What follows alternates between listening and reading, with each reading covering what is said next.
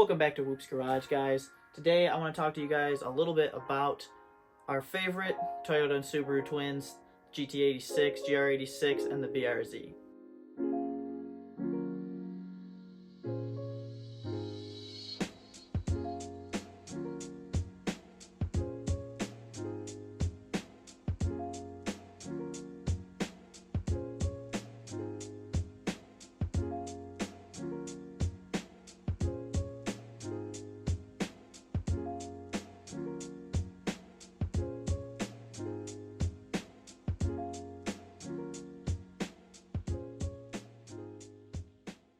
Before we get too much into talking about the twins, I'd like to address that we obviously know that currently Toyota has been having a little bit of a quality control issue. We see this in the new Tacoma with transmission failures. We see this in the new Tundra, Sequoia, and the GX lineup with that 2.7 liter twin turbo V6, and seeing that that's had some machining issues.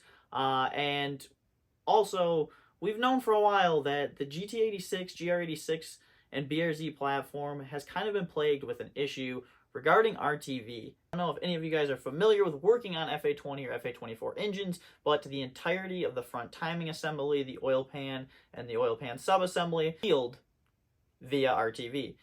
This is usually fine. Honestly, this isn't too much of a problem, even though some people are kind of making it out to be a bigger deal than it is. And I think that's kind of just because a lot of people don't have a lot of trust or comfort in RTV. However, RTV does do its job pretty well and is pretty versatile. And so I think RTV isn't necessarily the problem here, so much as it is an issue with the actual manufacturing process and probably quality control at the engine manufacturing plant or at that engine assembly stage. Specifically, the issue I want to address today is actually that we are seeing a court case come out of New Jersey for a class action lawsuit against Toyota and Subaru. So being that Toyota and Subaru possibly have knowingly provided customers with faulty engines from the factory, there's been a lot of back and forth between customers, shops, and dealerships, and Toyota and Subaru themselves as the manufacturer trying to get a lot of these cases solved. We've seen a lot of examples of the new Gr86 and BRZs actually failing on track due to oil starvation issues caused by RTV that is hardened and stuck in the pickup. We've also seen this, just in people dropping their pans. You can see there's actually quite a bit in the pickup pretty often, more times than not. I do, however, kind of feel like a little bit one-sided because we aren't really seeing tons of failures on the street. And if you have actually a Gr86 or BRZ that has had a failure due to the RTV concerns, I would love to hear from you down in the comments what your experience was. Did the dealership, the manufacturer, actually go through and warranty your motor? What was the situation there? What happened? Let me know down in the comments because I'm really interested to hear from more people about this. I know a good deal of people with GT86s, BRZs. I even have 2 first-generation cars myself. I haven't had any issues necessarily with the RTV, and I know plenty of other people that haven't, but I do know people with the new generation cars that did have RTV in their pickup, and thankfully they did find that before they ended up tracking the car or pushing it to any kind of spirited driving lane. For those of you that aren't familiar, the GT86 BRZ is co-developed by Toyota and Subaru. Toyota actually put up the money to develop the chassis, and then everything has been produced by Subaru, and the Subaru provided the drivetrain, hence the FA24. And so, of course, in Toyota fashion, they did kind of tweak some things with that drivetrain. So, thankfully, if you do have a FRS BRZ, you are actually equipped with D4S technology, which gets you direct and port injection. One of the many benefits that makes the FA20 or 24 in the 86 twins a better pick over something like the WRX 15 plus VA WRX.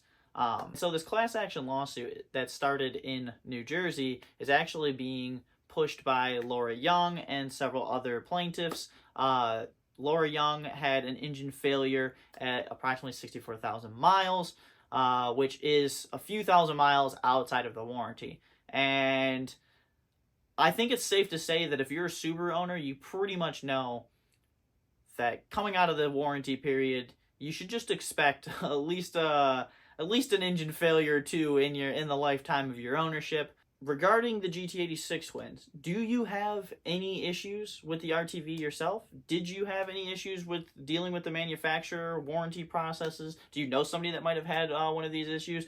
Or if you don't own one of these, what do you guys feel about the current state of Toyota? Because I do feel like we're hearing a lot these days about a lot of issues. You know, like I mentioned before, the Tacoma, Tundra, Sequoia platforms. We've also had failures and issues with fires in the GR Corollas. And now, of course, we've had these issues for a few years now regarding the GT86 twin. So I think, most people have a tendency to believe that Toyota is a very reliable brand, something that they can trust usually, but I do feel like we're hearing a lot of the opposite these days. So, if you don't own an 86 twin and you haven't had any, ill experiences with them, then, maybe let me know down in the comments how you feel about the current landscape of Toyota's reliability. Do you guys think it's still there? Do you guys think it's just some growing pains with a lot of these new platforms that released kind of all at once? I mean, we've seen a bunch of new platforms coming out of Toyota in just the past couple of years.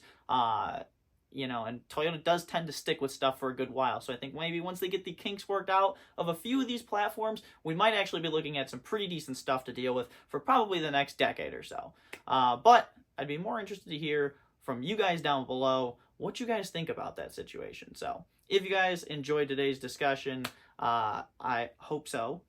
Make sure you go ahead, like, and subscribe if you guys want to see more content. I have some more build content coming soon. We got the STI to put together. We've got a RX-7, the Cappuccino, the 286s. We've got a lot of stuff to get through and a lot of stuff to get working on, honestly. But we've still got other stuff happening, other stuff going on. So we're kind of just taking it in strides one day at a time till we get to those things. But we do have some exciting stuff coming up, and I'd hope that you guys would want to be there for it. So if you do, make sure you like and subscribe, and we'll catch you guys in the next one. Take it easy.